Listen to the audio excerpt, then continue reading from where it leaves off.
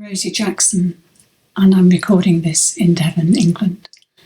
I met Sue in India in the early 1980s, shortly after her marriage to Harold. I was at Meherabad, as I too follow Meher Baba, and I found Sue delightfully vivacious and friendly. We had a really nice connection, but we didn't put roots down for our friendship until some years later when I visited California and I stayed with Sue and Harold in their home there. And after that, Sue and I kept in touch. I followed her in the ether through her move back to Australia. And 8 years ago now, Sue visited me in England for a lovely visit. We had lovely walks by the sea. She stayed for a few weeks. And then 5 years ago, I visited Sue in Australia. She showed me Sydney and Brisbane and the Sunshine Coast, and rather wore me out physically, I have to say. We've kept in touch since then on Zoom and supported each other through many changes.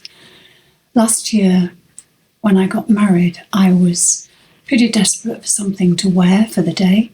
I wanted something that was unconventional but beautiful and affordable.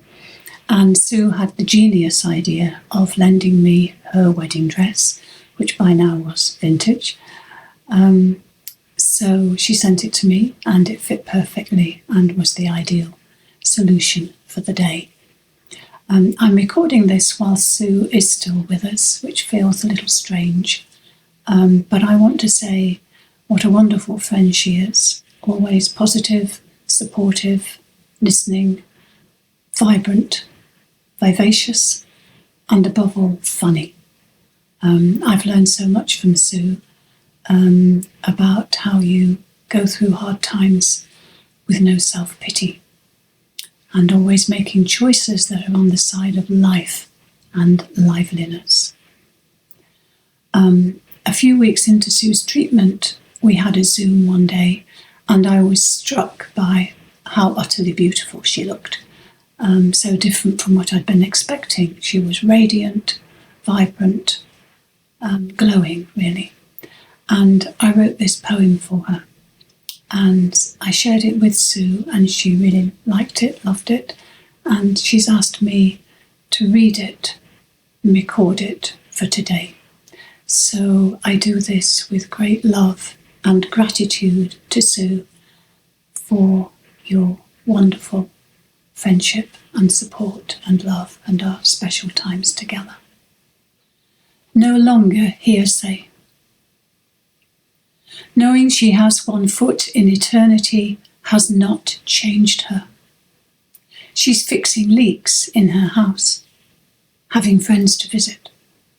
She ruffles the tufts of her cropped hair, already thinning, falling, smiles wryly. What is it makes her more beautiful now? Stuffed as she is, with chemicals and pain.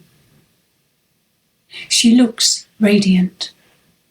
The light that will harvest her, no longer hearsay, but starting to move in, to wipe away the shadow of her provisional life.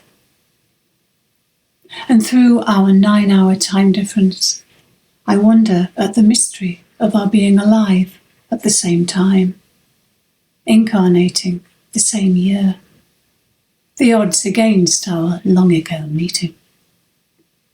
How she lent me her vintage lace wedding dress.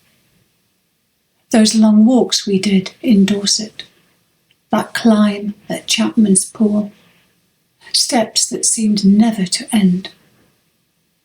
Then the view on arrival. Blue sweep of bay, perfect skylark coast. Nowhere else on earth worth getting to.